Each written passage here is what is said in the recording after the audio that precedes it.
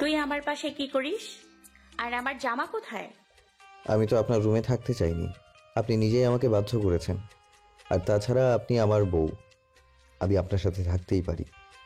আপনার উপর আমার অধিকার সবচেয়ে বেশি। এই শুয়োরের বাচ্চা, কি বললি তুই?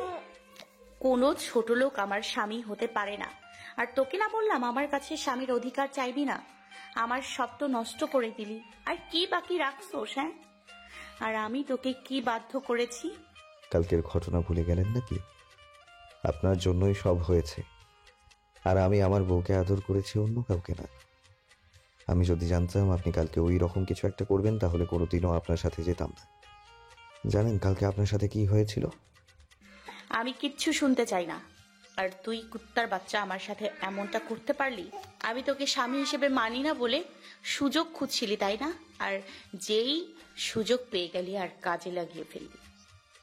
আপনি আমার পুরো কথাটা শুনছেন না। আমার চোখের সামনে থেকে সরে যা, আমি তোকে দেখতে পাচ্ছি না। আমি নিশ্চুপ থেকে তাকে বললাম, কালকে রাতে আপনি নেশা করে সেন্স ছিল না, আর এই সুযোগ নিয়ে আপনার বান্ধবীর ভাই আপনার সাথে খারাপ কিছু করতে চাচ্ছিল। তাই তো আমি আপনাকে ওখান থেকে নিয়ে আসি। বাসায় নিয়ে আসার পর আপনার সেন্স ছিল না বলে আমাকে জড়িয়ে ধরেছিলেন এবং ছাড়ছিলেন না। আমি অনেক চেষ্টা করে নিজেকে ছাড়াতে না পেরে এই দুর্ঘটনাটা ঘটে।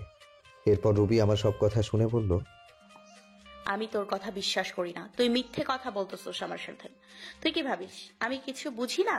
মিথ্যে কথা বলে তুই আমাকে ভোগ করলি। হ্যাঁ, সত্যি কথা, আমি মিথ্যা বলছি না, আমাকে বিশ্বাস করুন। বিশ্বাস করি না? ছোট লোকের বাচ্চা, তুই চলে যা আমার সামনে থেকে। আর কোনো দিনও আসবি না। তোকে আমি একটু ভালো ভাবতাম, আমি জানতাম না তোর চরিত্র এই রকম। এই শিক্ষা দিয়েছে তোর বাবা মা? এই এতই যদি শরীরের চাহিদা থাকতো বিদ্যালয়ে যাইতি। এসব কথা শুনে আমার রাগ উঠে গেল। সে আমার চরিত্র নিয়ে কথা বলল।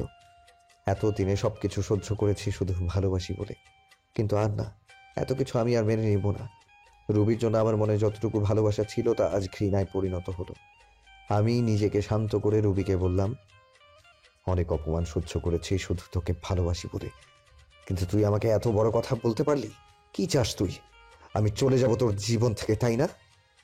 রুবি আমার কথা শুনে কিছুটা অবাক হলো, কারণ আজ পর্যন্ত রুবিকে কখনো তুই করে বলিনি। সে আমার দিকে চেয়ে বলল, আমি চাই তুই আমার জীবনে কখনো ফিরে আসবি না, আর আসিস না আমার কাছে। আচ্ছা ঠিক আছে, আমি আজই চলে যাব এই বাড়ি ছেড়ে, আর আসবো না কোনোদিন তোর সামনে। তোর প্রতি আমার আজ থেকে আর কোনো ভালোবাসা নেই, যা আছে সব ঘৃণা। ভালো থাকিস। আর কোনোদিন তোর পিছনে এসে বলবো না ভালোবাসি।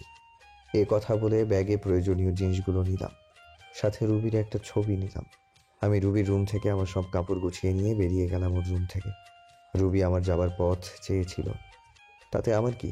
খালু খালাম্মাকে কিছু বললাম না। জানি তারা কষ্ট পাবে, হয়তো আমাকে অনেক খুঁজবে। একটা দীর্ঘশ্বাস ফেললাম, পেছন ফিরে বাসাটাকে একবার ভালোভাবে দেখে নিলাম। কতগুলো বছর ছিলাম এই বাড়িতে।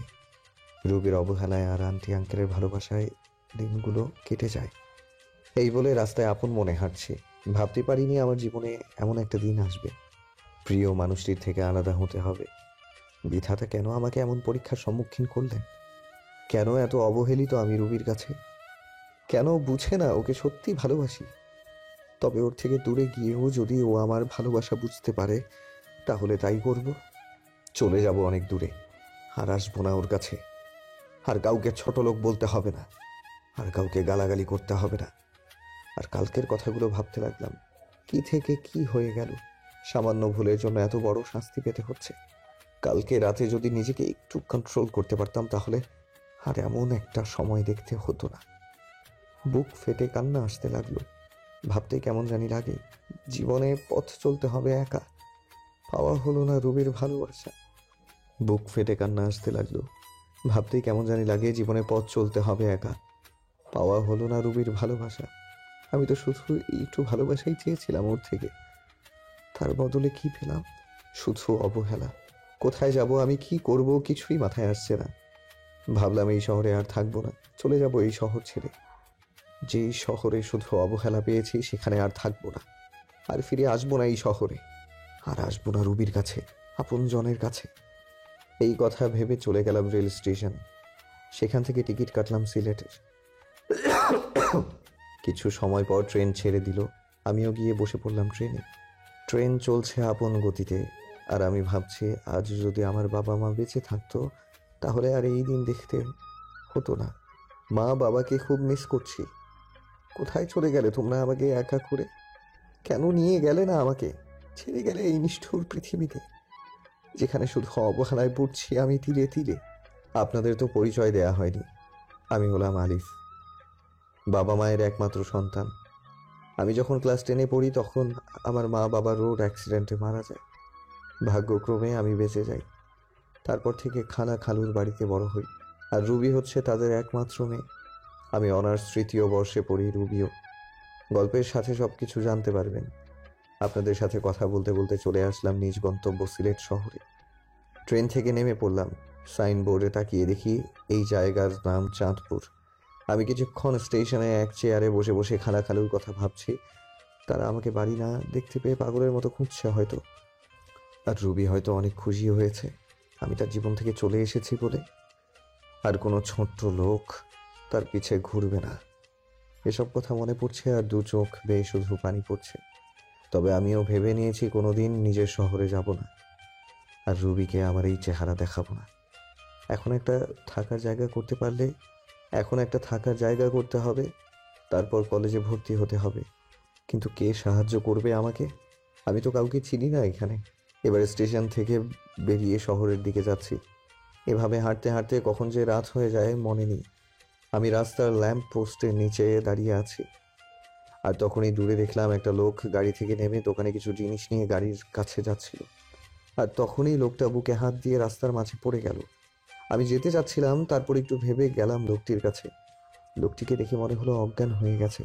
আমি তাকে ওনার গাড়িতে ওঠালাম। পাশের মানুষকে প্রশ্ন করে জানতে পারলাম পাশে একটা হাসপাতাল আছে, তাকে ওই হাসপাতালে নিয়ে গেলাম। ডাক্তার নার্স এসে তাকে নিয়ে গেল। আমি ভাবলাম চলে যাব, তারপর ভাবলাম লোকটাকে একটু দেখিয়ে যাই কি অবস্থা। কিছু সময় পর ডাক্তার বেরিয়ে আসলো। চিন্তার কোনো কারণ নেই, রোগী এখন সুস্থ আছে। কি হয়েছিল ওনার? উনি হার্টের রোগী, হার্টের সমস্যার কারণে এমন হয়েছে। বলে ডাক্তার চলে গেল। এখন 3টা বাজে। আমারও যাওয়ার কোনো জায়গা নেই, তাই হাসপাতালে থেকে গেলাম। সকালে ওনার সাথে দেখা হলে চলে যাব সকালে। আপনি এখন কেমন আছেন? এখন একটু ভালো আছি বাবা। তুমি আমার জীবন বাঁচিয়েছো। তোমাকে কি বলেছে ধন্যবাদ দেব? আঙ্কেল, ধন্যবাদ জানানোর দরকার নেই। আচ্ছা, আমি আসি। তোমাকে দেখে মনে হয় এই শহরে না। বাসা কোথায় তোমার? আমি ঢাকা থেকে এসেছি এখানে কালকেই, কাজের খোঁজে। আঙ্কেল, কিছু একটা ভেবে আমাকে বললেন। কোন ক্লাস পর্যন্ত পড়াশোনা করছো? আমি এখন অনার্স 3rd ইয়ারে পড়ি। আচ্ছা, তোমাকে আমার অফিসে কাজ দিব, করবে? আমি ওনার জীবন বাঁচিয়েছি বলে হয়তো করুণা করছে, তা বাদে এখানে থাকতে গেলেও চাকরির দরকার, তা ভেবে হ্যাঁ করে দিলাম। আচ্ছা চলো, আজ থেকে তুমি আমার বাড়িতে থাকবে। না আঙ্কেল, তা হয় না। আমি আপনার জীবন বাঁচিয়েছি বলে একটা চাকরি দিলেন, তা অনেক। আমি ঠিক একটা ভাড়া বাড়ি ম্যানেজ করে নেব। তোমাকে বাড়ি দেখতে হবে না, আমার বাড়িতেই ভাড়া থাকবো। এবার খুশি? আচ্ছা, এই বলে বিকেলে হাসপাতাল থেকে সোজা আঙ্কেলের বাসায় রওনা দিলাম। গাড়িতে বসে ভাবলাম, যাক বাবা, বাঁচা গেল। ভাগ্যের কি পরিহাস! চিনি না জানি না একটা লোক আমাকে নিয়ে যাচ্ছে তার বাসায়। অবশেষে একটা থাকার জায়গা তো পেলাম। এসব ভাবতে ভাবতে চলে আসলাম আঙ্কেলের বাসায়। বাসাটা অনেক বড়, দেখে বোঝা যাচ্ছে আঙ্কেল বড় লোক, কিন্তু আমাদের মতো না। বাসার ভেতর ঢুকে আঙ্কেল সবাইকে ডাক দিল। সবাই আঙ্কেলকে দেখছে ঠিক আছে কিনা। আঙ্কেল সকালে ফোন করে সবাইকে বলে দিয়েছিল। আন্টি আমার কাছে এসে বলল, বাবা, তোমাকে অসংখ্য ধন্যবাদ। ধন্যবাদ দেওয়ার দরকার নেই। তা বাদে আঙ্কেল আমার জন্য আজ যা করলো তা এর কাছে কিছুই নয়। আচ্ছা বাবা, ওই ওপরতলার রুমটা তোমার আজ থেকে, তুমি ওইখানেই থাকবে। যাও, ফ্রেশ হয়ে আসো, সবাই একসাথে খাবার খাবো। যাওয়ার পথে আঙ্কেলের মেয়ের সাথে দেখা হলো। ধন্যবাদ আমার বাবার জীবন বাঁচানোর জন্য। আরে, ধন্যবাদ জানানোর প্রয়োজন নেই। আপনার নামটা কি জানতে পারি? আমি আরিফ। আপনার নাম কি? আমার নাম রিমি, আমি অনার্স 2য় বর্ষে পড়ি। আমি অনার্স 3য় বর্ষে পড়ি। আপনার বাসায় কে কে আছে? আমি এতিম, আমার কেউ নেই। এবার মেয়েটির দিকে তাকিয়ে দেখি মেয়েটি আমার দিকে এক দৃষ্টিতে তাকিয়ে আছে, হয়তো আমার উপর মায়া হচ্ছে। তারপর উপরে গেলাম, ব্যাগটা বেডের উপর রেখে ফ্রেশ হতে গেলাম। ফ্রেশ হয়ে আসতে না আসতেই আন্টির ডাক, খেতে ডাকছে। নিচে গিয়ে খাবার টেবিলে বসলাম, সবাই একসাথে খাচ্ছি। তখন আঙ্কেল বলল, তোমারও তো এখনো পড়ালেখা শেষ হয় নাই, তা পড়াশোনা ছেড়ে দিবে নাকি? না আঙ্কেল, চাকরির পাশে পড়াশোনাটাও কন্টিনিউ করব। আচ্ছা রিমিমা, তুই আরিফকে নিয়ে যাস, তোর কলেজে ওখানে ভর্তি করে দিবি। আচ্ছা বাবা। তারপর রাতের খাবার খেয়ে রিমি আমার সাথে রুমে গেল। দুজনে মিলে রুমটা গুছালাম। আসলেই রিমি মেয়েটা অনেক সুন্দর আর অনেক ভালো। তবে রিমি আমার দিকে একটু পরপর আর চোখে তাকাচ্ছে আর মিটমিট করে হাসছে। সকালে উঠে ফ্রেশ হয়ে হালকা নাস্তা করে রিমির সাথে তাদের কলেজে গেলাম। ভর্তির কাজ সব শেষ হলে 3টা ক্লাস করে বাইরে এসে দেখি রিমি আমার জন্য বাইরে দাঁড়িয়ে আছে। কেমন হলো আজকে ক্লাসগুলো? অনেক ভালো, আর কলেজটাও অনেক সুন্দর, খুব ভালো লাগছে আমার। তারপর বাসায় চলে আসলাম। দুপুরের খাবার খেয়ে দিলাম একটা ঘুম। ঘুম থেকে উঠলাম বিকেলে। তারপর রিমি আসলো আমার ঘরে। আরে রিমি, এখানে কেন? কেন, আসতে পারি না বুঝি? আরে তোমার বাসা, তোমার ঘর, তুমি আসবে না তো কে আসবে? বলছিলাম কোনো দরকার ছিল নাকি, তাই বললাম। না, সেরকম কিছু না, ভাবলাম তোমাকে নিয়ে একটু ঘুরতে যাব। আমি ভাবলাম এখানকার তো কিছুই চিনি না, তা ঘুরতে গেলে অনেক কিছুই চেনা হবে, তাই হ্যাঁ বলে দিলাম। তারপর দুজন মিলে বের হলাম ঘুরতে। রিমি নীল একটা শাড়ি পরেছে, দেখতে খুব সুন্দর লাগছে। মেয়েটার মনও ভালো। তারপর আমরা দুজন মিলে অনেক জায়গায় ঘুরলাম, কিছু খেয়ে বাসায় চলে আসলাম সন্ধ্যার দিকে। বাসায় এসে শুয়ে পড়লাম, মনে পড়লো ফোনের কথা। সেই দিন বন্ধ করে রেখেছিলাম, ওভাবেই বন্ধ হয়ে আছে। ফোনটা হাতে নিয়ে ফোন থেকে সিম বের করলাম, সিমটা ভেঙে ফেললাম। তারপর আন্টি খেতে ডাকলো, খেতে গেলাম। নিচে সবাই একসাথে ডিনার করলাম। তারপর আমি চলে গেলাম আমার রুমে। আজকে তাড়াতাড়ি ঘুমাতে হবে, কালকে কলেজে যাব না। কালকে আঙ্কেলের সাথে তার অফিসে যাব কাজ বুঝে নিতে। এই ভেবে ঘুমাতে যাচ্ছি, তাও ঘুম আসছে না। মনে পড়ে যাচ্ছে রুবির কথা। সে আমাকে যতই অবহেলা অপমান করুক না কেন, হাজার হলেও সে আমার ভালোবাসার মানুষ। মানুষ প্রথম ভালোবাসার মানুষকে কখনো ভুলতে পারে না। আমার বেলায়ও তার বিকল্প হয়নি। এই কথাগুলো ভাবছি আর চোখ দিয়ে পানি গড়িয়ে পড়ছে। এভাবে থাকতে থাকতে হারিয়ে গেলাম ঘুমের দেশে। চোখ খুলে দেখি 6টা বেজে গেছে। আমি উঠে ফ্রেশ হলাম, হয়ে রিমিদের ওখানে গেলাম। আসলে রিমিরা নিচে থাকে আর আমি দোতলায় থাকি। নিচে যেতে আন্টির সাথে দেখা, বসতে বলল। বসে থাকতে থাকতে এক সময় আঙ্কেলও চলে আসলো। সবাই একসাথে বসে সকালের নাস্তা সেরে ফেললাম। তারিফ, তুমি আজ থেকে অফিসে জয়েন করতে চাও? হ্যাঁ আঙ্কেল, আজ থেকেই যাব, আর অফিসের পাশে পাশে পড়াশোনাটাও চালিয়ে যাব। এই বলে আঙ্কেল আর আমি বেরিয়ে পড়লাম বাসা থেকে অফিসের উদ্দেশ্যে। অফিসে গিয়ে আঙ্কেল সবাইকে ডাক দিলেন। সবাই আঙ্কেলের পাশে আসলেন। আঙ্কেল আমাকে দেখিয়ে দিয়ে বললেন, এর নাম আরিফ, এ এখন থেকে এখানে কাজ করবে, আজ থেকে জয়েন করলো। তারপর সবার সাথে আমি কুশল বিনিময় করলাম। এরপর আঙ্কেল ম্যানেজারকে বলে গেলেন আমাকে কাজ বুঝিয়ে দিতে। ম্যানেজার সাহেব আমাকে একটা কেবিনে নিয়ে গেলেন এবং অফিসের কাজগুলো বুঝিয়ে দিয়ে চলে গেলেন। এই কাজ করতে করতে দুপুর হয়ে গেল। পিয়ন এসে বলে গেলেন আঙ্কেল নাকি ডাকছে। তাই আমি আঙ্কেলের কাছে গেলাম। স্যার, আমাকে ডেকেছেন? আঙ্কেল রাগী গলায় বলল, তুমি আমাকে আঙ্কেল ডাকছো যে? এটা তো অফিস, এখানে আপনি আমার বস, তাই আঙ্কেল ডাকলে কেমন দেখায় না? আচ্ছা, তোমার যা ভালো মনে করো। তোমাকে ডাকছিলাম, আজ আর কাজ করতে হবে না, চলো বাসায় যাব, কাল থেকে এসো। আচ্ছা চলেন। এই বলে আমি আর আঙ্কেল বেরিয়ে পড়লাম অফিস থেকে বাসার উদ্দেশ্যে। আচ্ছা চলেন, এই বলে আমি আর আঙ্কেল বেরিয়ে পড়লাম অফিস থেকে বাসার উদ্দেশ্যে। বাসায় আসলাম, রুমে গিয়ে ফ্রেশ হয়ে নিচে আসলাম। তখনই দেখলাম রিমি আসছে কলেজ থেকে। রিমি গেল ফ্রেশ হতে, ফ্রেশ হয়ে আসলে সবাই একসাথে খাবো। তারপর আঙ্কেল, রিমি সবাই আসলো খাবার খেয়ে। আমি আমার রুমে গিয়ে ঘুমিয়ে পড়লাম।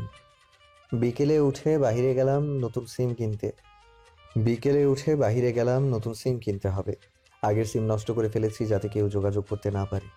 তারপর একটু ঘোরাঘুরি করে বাসায় এসে রিমিদের ওখানে গিয়ে রাতের খাবার খেয়ে চলে গেলাম রুমে। কাল আবার অফিসে যেতে হবে। এভাবেই কেটে গেল অনেক দিন। তাও আমার মন থেকে রুবিকে মুছে ফেলতে পারলাম না। যখনই তার কথা মনে হয় অনেক কষ্ট হয়। কি করব, ভালোবাসি যে তাকে। এখন আর রিমিদের ওখানে প্রয়োজন ছাড়া যায় না। এখন আমি নিজেই রান্না করে খাই। আর কতকাল মানুষের বাসায় খাবো? আমার জন্য যা করেছে সেটাই অনেক। রিমিদের বাসায় যাই না দেখে রিমি প্রতিদিনই কিছু না কিছু নিয়ে আসে আমার জন্য। বারণ করা সত্ত্বেও নিয়ে আসে। তবে রিমির ব্যবহার দেখে আমি খুব অবাক হই। মেয়েটা এত ভালো। আর মাঝে মাঝে রিমির আচরণ দেখে মনে হয় রিমি আমাকে খুব ভালোবাসে। আমার কখন কি লাগবে সব সময় চোখে চোখে রাখবে, কেয়ার করবে, মিষ্টি শাসন করবে। রিমির মিষ্টি শাসন আর কেয়ারগুলো খুব ভালো লাগে। কিন্তু আমি যে তাকে ভালোবাসতে পারবো না। আমার মন যে অনেক আগেই একজনকে দিয়ে ফেলেছি। দূরে আছি তো কি হয়েছে, দূর থেকেও মানুষকে ভালোবাসা যায়। একদিন আমি কলেজে এক মেয়ে বান্ধবীর সাথে কথা বলছি আর সামনে গেটের দিকে যাচ্ছি। মেয়েটা আমায় খুব কাছের মনে করে। সে আমার হাত ধরে হাঁটছে আর তখনই সামনে দেখি রিমি, কিন্তু তার চোখ দিয়ে অনবরত পানি বের হচ্ছে। আমি আমার বন্ধুর কাছ থেকে বিদায় নিয়ে যেই রিমির কাছে যাব তখনই রিমি আমাকে অনেক জোরে একটা থাপ্পড় মারল। থাপ্পড় মেরে রিমি চলে গেল বাসায়। আর আমি মাথা নিচু করে দাঁড়িয়ে আছি। চোখ দিয়ে 2 ফোঁটা নোনা জল বেরিয়ে আসলো। আবার পুরনো কথা মনে করে দিল। আচ্ছা, আবার রুবি ঠিক একইভাবে আমাকে চড় মেরেছিল। খুব কষ্ট পেয়েছিলাম তখন। রিমি আমাকে থাপ্পড় মারল, তখন 1000 গুণ কষ্ট পেয়েছিলাম। কলেজের পর আমি আর রিমিদের বাড়ি যাইনি। একটা চায়ের দোকানে বসেছিলাম। বসে থাকতে থাকতে সন্ধ্যা হয়ে আসছে। রিমি আমাকে থাপ্পড় মেরেছে, এই জন্য আমি কষ্ট পাইনি। রিমি আমাকে থাপ্পড় মেরে আমার পুরনো কথা মনে করে দিয়েছে, তাই খুব কষ্ট হচ্ছে। তাই বসে আছি আর সিগারেট খাচ্ছি। হঠাৎ করে ফোনটা বেজে উঠলো। হাতে নিয়ে দেখি রিমি ফোন করছে, বাসায় যেতে বলছে। তাই আর বসে থাকলাম না, বাসার দিকে রওনা হলাম। কিছুক্ষণ হাঁটার পর বাড়ি চলে আসলাম। দরজার কাছে এসে দেখি দরজা আগে থেকে খোলা। আরে চাবি তো আমার কাছে, দরজা কে খুললো? ভেতরে গিয়ে দেখি রিমি। তাহলে রিমি খুলেছে। আসলে বাড়িওয়ালার কাছে আরেক সেট চাবি ছিল। রুমে ঢুকতেই রিমি বলে উঠলো, কোথায় ছিলে তুমি? জানো আমি কত কান্না করেছি তোমার জন্য, কত চিন্তায় ছিলাম আমি। এবার রিমি দৌড়ে এসে আমাকে জড়িয়ে ধরে জোরে জোরে কান্না করে দিল। আমি তো বেশ অবাক হলাম। রিমি, তুমি কি করছো? ছাড়ো আমায়। না, ছাড়বো না। তুমি কিছু বোঝো না আমি তোমাকে কতটা ভালোবাসি। তোমার সাথে অন্য কাউকে দেখতে পারি না আমি। আমি তোমায় অনেক অনেক ভালোবাসি। রিমি, তোমার মাথা ঠিক আছে? কি বলছো এসব? পাগল হয়ে গেলে নাকি? হ্যাঁ, আমি পাগল হয়ে গেছি, তোমার প্রেমে পাগল হয়েছি আমি। আমি বাঁচবো না তোমাকে ছাড়া। আমি তোমাকে ভালোবাসি না। আর সবচেয়ে বড় কথা, আঙ্কেল আমাকে অনেক বিশ্বাস করে এখানে নিয়ে এসেছে। আমি তার বিশ্বাস কখনো নষ্ট করব না। বাবার কথা বলছো? বাবাকে আমি বুঝিয়ে বলবো। তুমি যাই করো, আমি তোমাকে ভালোবাসতে পারবো না। তুমি যদি বেশি বাড়াবাড়ি করো তাহলে আমি এই বাড়ি ছেড়ে চলে যাব। না না, তোমাকে বাড়ি ছেড়ে যেতে হবে না, চলে যাচ্ছি আমি। এই কথা বলে রিমি কাঁদতে কাঁদতে চলে গেল। যা ভয় পেয়েছিলাম তাই হলো। যাকে ভালোবাসি সে আমাকে ভালোবাসে না, আর যাকে ভালোবাসি না সে আমাকে ভালোবাসে। এরপর থেকে রিমির সাথে আর দেখা হয়নি। তাদের ওখানেও যাইনি। কি বলবো রিমিকে যে তাকে ভালোবাসতে পারবো না? আমি বিবাহিত। এভাবে কয়েকদিন চলে গেল। একদিন আঙ্কেল তাদের বাসায় যেতে বললেন, আমিও গেলাম। আরিফ, তুমি আমার মেয়েকে বাঁচাও। কি হয়েছে রিমির? কয়েকদিন ধরে ঘর থেকে আর বের হয় না, খাওয়া দাওয়া কিছু করে না, শুধু বলে আরিফকে এনে দাও। বাবা, তুমি আমার মেয়েকে বিয়ে করো। না আঙ্কেল, এটা হয় না। আমি রিমিকে বিয়ে করতে পারবো না। আপনি আমার যে উপকারটা করেছেন তা আমি জীবন দিয়ে হলেও শোধ করতে পারবো না, কিন্তু আমি জেনে শুনে আমার জীবনের সাথে আরো একটা জীবন নষ্ট করতে পারবো না। কেন বাবা, কি হয়েছে? আমাকে একটু খুলে বলো। আমি বললাম রিমিকেও ডাক দিতে। তারপর আঙ্কেল, আন্টি, রিমি সবাইকে উদ্দেশ্য করে বললাম, আমি বিবাহিত। আমার এই কথা শোনার জন্য মনে হয় কেউ প্রস্তুত ছিল না। সবাই একসাথে বলে উঠল, কি? তুমি যে বললে তোমার কেউ নেই, তুমি এতিম তাহলে? আসলে আমি এতিম হলেও আমার খালা খালুর বাড়িতে বড় হয়েছি এবং আমার বউও আছে। তাহলে তুমি এখানে কেন, পরিবার ছেড়ে? সে এক দুঃখের কাহিনী। শুনুন তাহলে। সবাইকে বলতে লাগলাম, আমি আরিফ সবেমাত্র এসএসসি পাশ করেছি। 4.97 পয়েন্ট পেয়েছি। আজ আমি অনেক খুশি। বাসায় থেকে বেরিয়ে রেস্টুরেন্টের উদ্দেশ্যে রওনা দিলাম, কারণ মিষ্টি তো নিতেই হবে। মিষ্টি নিয়ে বাসায় এসে সবাইকে খাওয়ালাম। তারপর খাওয়া দাওয়া শুরু করে শুয়ে আছি, এমন সময় আমার ফোন চিল্লাচিল্লি করছে। মানে কেউ বা ফোন দিয়েছে। স্ক্রিনে তাকিয়ে দেখি মামুন ফোন দিয়েছে। রিসিভ করতেই, কি রে শালা, 7টা বাজতে চলেছে, আজ আড্ডায় আসবি না? ভুলেই গিয়েছিলাম। তোরা আয়, আমি আসছি। সবাই আসছে, তুই তাড়াতাড়ি আয়। আচ্ছা, 5 মিনিট অপেক্ষা কর। ওকে। তারপর ফোন কেটে দিয়ে আড্ডার দিকে রওনা দিলাম। আসলে মামুন, রহিম, মোকসেদ, নাজমুল আমাদের প্রাইমারি থেকেই পরিচয়, আমরা ফ্রেন্ড। আড্ডায় এসে আমরা সবাই কথা বলতে লাগলাম। হঠাৎ রহিম বলতে লাগলো, সবাই শোন, আমাদের গার্লফ্রেন্ড আছে, কিন্তু আরিফ দোস্তের নাই। বেচারা সারা জীবন মনে হয় এইরকমই থাকবে হিজড়া হয়ে। হয় মনে হয়। শালারা দেখ আমি কি করি, তোদের গার্লফ্রেন্ডদের ফোন দিয়ে কি বলি। দোস্ত না রে, এবারের মতো মাফ করে দে, আর হবে না। ওকে, মনে থাকে যেন। সে সময় আম্মুর ফোন আসলো। আমি ফোন বের করে বললাম, হ্যাঁ আম্মু বলো। তুই কোথায় আছিস? এই তো বন্ধুদের সাথে আড্ডা দিচ্ছি। এখন আর আড্ডা দিতে হবে না, বাসায় আয়, দরকার আছে। আচ্ছা, বন্ধুদের কাছ থেকে বিদায় নিয়ে বাসায় আসলাম। এসে ফ্রেশ হয়ে খাবার টেবিলে বসলাম। তোর তো পরীক্ষা শেষ, আর তোর আব্বু অনেক দিন পর ছুটি পেয়েছে, তাই ভাবলাম তোর খালার বাড়ি থেকে ঘুরে আসব। কি বলিস? আমার যে কি আনন্দ হচ্ছে, খালার বাড়ি যাব। আপনারা ভাবছেন খালার বাড়ির কথা শুনে এত আনন্দ হচ্ছে কেন? কারণ সেখানে গেলে আমার খালাতো বোন রুবির সাথে দেখা হবে, কারণ ওকে আমি ছোট্ট থেকেই পছন্দ করি। আচ্ছা আচ্ছা, কবে যাব আমরা? কালকেই সকালে তাড়াতাড়ি উঠিস। খাওয়া দাওয়া করে রুমে গিয়ে ঘুমিয়ে গেলাম। সকালে সবাই উঠে রেডি হয়ে বেরিয়ে পড়লাম, কিন্তু কে জানতো এই বের হওয়াই হবে আমার মা বাবার সাথে শেষ বের হওয়া। আমাদের গাড়ি অ্যাক্সিডেন্ট করলো। আমি গাড়ির পেছনের সিটে থাকায় কোনো মতে বেঁচে যাই, কিন্তু আমার মা বাবা আর বাঁচলো না। মা বাবা চলে যাওয়ার পর আমি অনেক ভেঙে পড়ি। তখন খালা খালু তাদের বাড়ি নিয়ে গেল এবং ওখানে থেকেই বড় হই।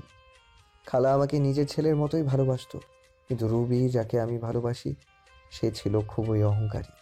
সে আমাকে পছন্দ করতো না, বলতে গেলে আমাকে দেখতেই পায় না। আমাকে অনেক অবহেলা করে, কলেজে যেয়েও আমার সাথে খারাপ ব্যবহার করে। এভাবে দিন পার করতে লাগলাম। এখন আমি ভার্সিটিতে পড়ি। একদিন আমাকে একটা লাভ লেটার দিয়ে বলল ওই মেয়েটাকে দিতে। আমার আবার ওই মেয়েটার সাথে ভালো সম্পর্ক ছিল, তাই লাভ লেটারটা নিয়ে আমি ওই মেয়েকে ডাক দিয়ে চিঠিটা ওর হাতে দিলাম। সে সময় রুবি পাশ দিয়ে যাচ্ছিল। এসব দেখে মেয়েটার হাত থেকে চিঠিটা নিয়ে, তোর সাহস কি করে হয় ওই মেয়েকে প্রেমপত্র দেওয়ার? আমি ইচ্ছে করে দেইনি। তোকে আর কিচ্ছু বলতে হবে না। তোদের মতো কিছু ছেলেদের জন্যই আজকে মেয়েরা সমাজে অবহেলিত। কয়েকদিন ইউনিভার্সিটিতে এসেই মেয়েদের প্রেমপত্র দেওয়া শুরু। জানি না সামনে আর কি করবি, তোকে দেখে তো মনে হয় একদম নিষ্পাপ বাচ্চা, কিন্তু তুই যে এমন একটা কাজ করবি তা তোকে দেখে কেউই বুঝতে পারবে না। আর শোন, আর কখনো কোনো মেয়ের সাথে এইরকম করবি না। মাথা নিচু করে দাঁড়িয়ে আছি, অনেক ছাত্র ছাত্রী দাঁড়িয়ে আমাকে দেখছে। কোনো কিছু না করেও এইভাবে সবার সামনে অপমানিত হলাম। অবশ্য রুবির কাছ থেকে অপমানিত হওয়া আমার কাছে নতুন কিছু নয়। সেই ওর বাড়িতে আসার পর থেকেই অপমানিত হয়ে আসছি, বাবা মা মারা যাওয়ার পর থেকে। সরি বন্ধু, আমার জন্য তোর এমনটা হলো।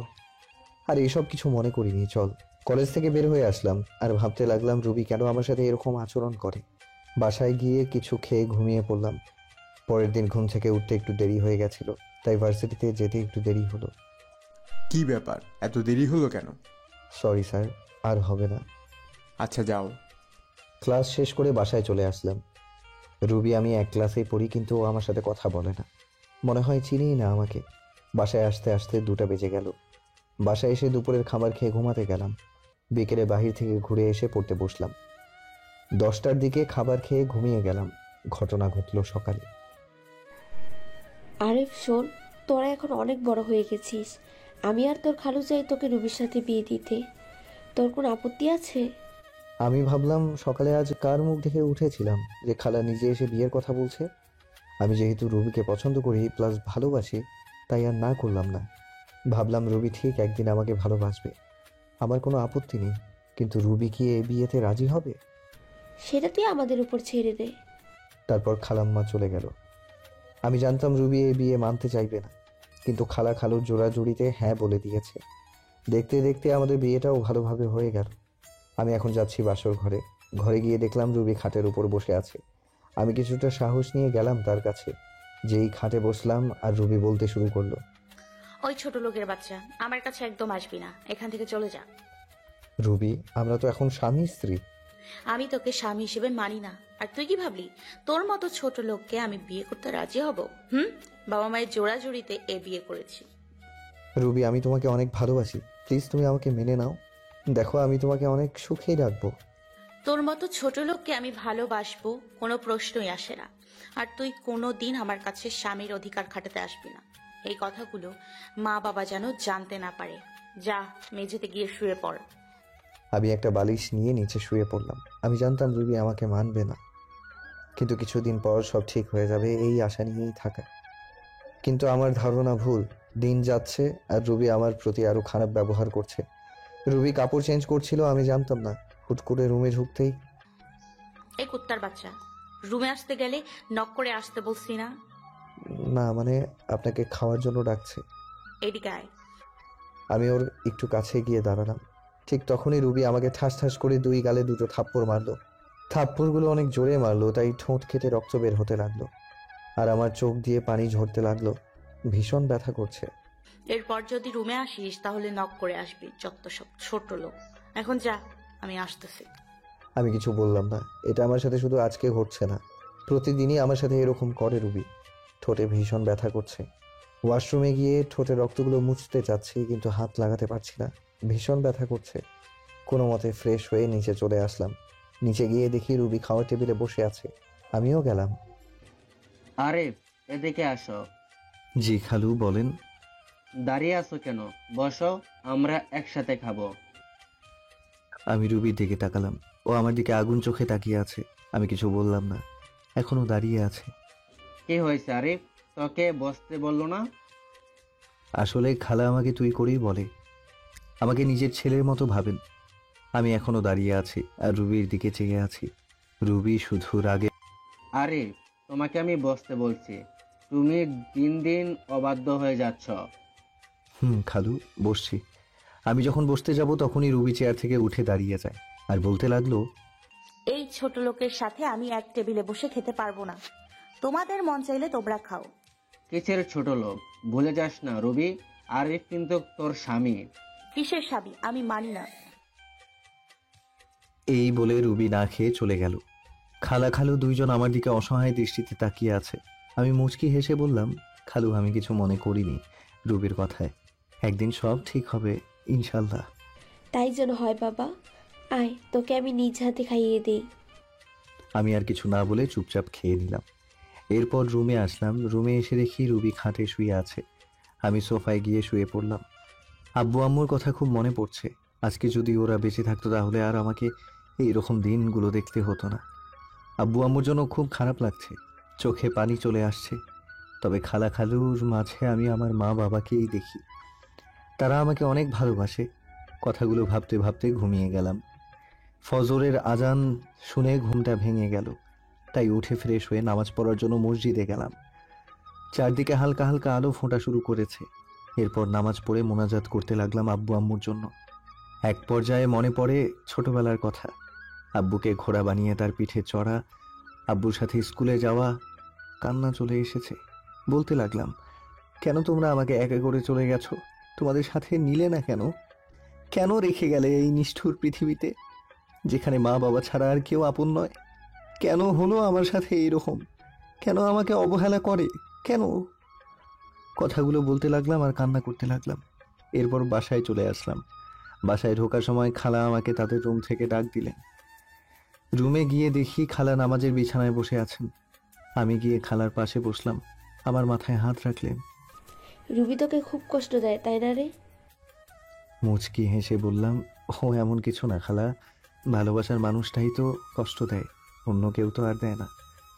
আমি সব বুঝি রে বাবা, তোর জন্য আমার খুব কষ্ট হয়। মেয়েটা কেন তোর সাথে এমন করে কিছু বুঝি না। কষ্ট এখন আর হয় না খালা, কষ্টগুলো এখন সহ্য করতে শিখে গেছি। দেখিস, রুবি একদিন তোকে ঠিক ভালোবাসবে। হুম। আচ্ছা, তুই এখন রুমে যা। আর শোন, রুবিকে ডেকে তুল, আমি নাস্তা তৈরি করতেছি। আচ্ছা খালা। এরপর রুবিকে ডাক দেইনি, কারণ ওকে ডিস্টার্ব করলে আবার আমার কপালে খারাপই আছে। ভালোবাসি তাই ওকে কিছু বলতেও পারি না। রুবিকে না দেখে আমি কলেজে যাওয়ার জন্য রেডি হয়ে নিলাম। এরপর আবার নিচে চলে গেলাম। গিয়ে দেখি রুবি নিচে নাই। খালা, রুবি কই? কেন? তোকে না বললাম ওকে ঘুম থেকে ডেকে তুলতে? ওহ খালা, ভুলে গেছি। আচ্ছা, গিয়ে নিয়ে আয়। এরপর আমি রুবিকে ডাকতে চলে গেলাম। এরপর ডাক দিলাম কিন্তু কোনো উত্তর দিল না। আবার ডাক দিলাম, এরপর ওপার থেকে রুবি বলল, কি হয়েছে? সকালবেলা এত চিল্লাচিল্লি করস কেন? আপনাকে আন্টি ডাকছে, তাড়াতাড়ি নিচে আসতে, কলেজে যেতে হবে, পরে কিন্তু দেরি হয়ে যাবে। যা তো তুই, আমি আসতেছি, আর ডিস্টার্ব করবি না আমাকে। এরপর আমি আর কিছু না বলে চলে আসলাম। নিচে গিয়ে আমি নাস্তা করে নিলাম। এরপর রুবি নিচে আসতে লাগলো। আজকে খুব সুন্দর লাগছে, গোলাপি রঙের একটা ড্রেস, কানের ফুল, চুড়ি, হার, হালকা লিপস্টিক, সব মিলিয়ে জাস্ট অসাম লাগছে। আমি হা করে তাকিয়ে থাকা দেখে রুবি আমাকে বলল, কুত্তার মতো এইভাবে তাকিয়ে আছিস কেন, শুয়োরের বাচ্চা? আমার হা করে তাকিয়ে থাকা দেখে রুবি আমাকে বলল, আদিক্ষেতা না করে গাড়ি বের কর, কলেজে যাব। রুবির কথাটি সোজা গিয়ে আমার বুকে লাগলো। কি এক কপাল নিয়ে পৃথিবীতে এসেছি। নিজের বউয়ের দিকে তাকালেও গাল শুনতে হয়। ওই সময় শুধু চোখে পানি ছলছল করছে। আদিক্ষেতা না করে গাড়ি বের কর, কলেজে যাব। আমি আর কিছু না বলে গাড়ি বের করে রুবির জন্য অপেক্ষা করতে লাগলাম। কিছুক্ষণ পর রুবি আসলো। এরপর আমরা কলেজে চলে আসলাম। যদি কোথাও যাস বা কারোর সাথে কথা বলিস তাহলে তোর অবস্থা খারাপ করে দিব। আমি শুধু মাথা নাড়ালাম। আমি শুধু খেয়াল করলাম ওর বান্ধবী ওকে বলতে লাগলো, রুবি, তুই সবসময় আরিফের সাথে এরকম করিস কেন? ছেলেটা কত স্মার্ট আর খুব ভালো, তাহলে কেন সবসময় অবহেলা করিস, কেন খারাপ আচরণ করিস?